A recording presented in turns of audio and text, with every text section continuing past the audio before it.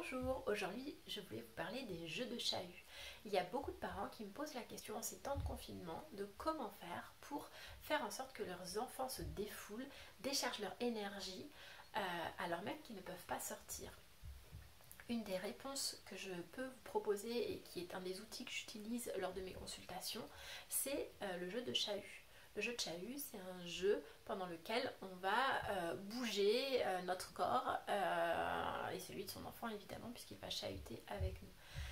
Pour préparer un jeu de chahut, c'est très simple, on n'a besoin d'aucun matériel si ce n'est d'un espace. L'espace, il doit être relativement grand, mais il n'est pas besoin d'être immense. Nous, on le fait sur le lit parental.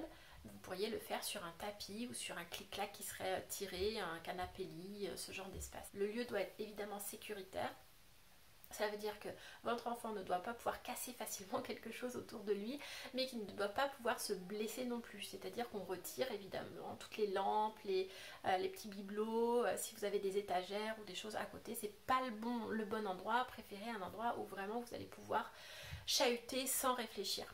À quoi servent les jeux de chahut? Eh bien, ça sert à resserrer le lien parent-enfant, ça permet de libérer les tensions, les émotions, la colère des enfants, ça permet de rire ensemble et ça c'est très chouette parce que ça permet de libérer les tensions des parents et des enfants et de créer une espèce de convivialité, quelque chose de très fort.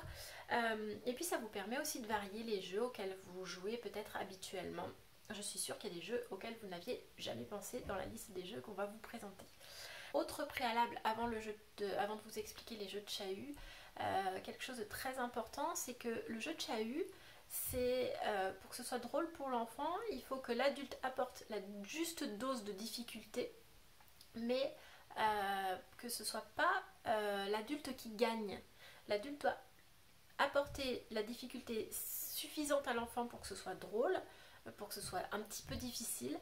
Là, l'objectif, c'est vraiment de faire en sorte que ça dure un peu longtemps pour que l'enfant puisse se défouler, parce que c'est quand même ça l'objectif recherché.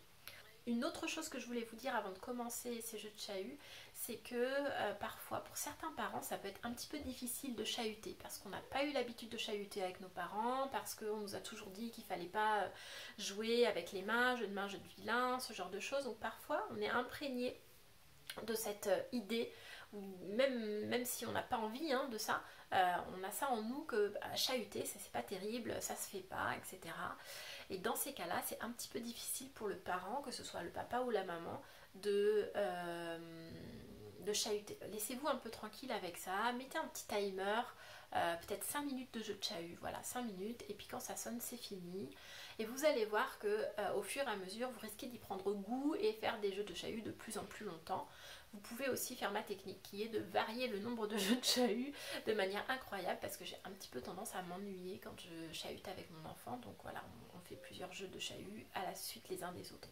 Et n'hésitez pas à mettre un petit commentaire sous les vidéos de manière à ce que je sache si ça vous a plu ou pas, si c'était facile pour vous, si vous avez apporté des modifications, ça c'est chouette, ça serait bien de pouvoir me dire les modifications que vous avez apportées au jeu de chahut, et puis si vous en avez d'autres aussi auxquelles j'ai pas pensé et qu'on pourrait essayer à la maison, et j'en ferai également un petit film. A très bientôt, au revoir.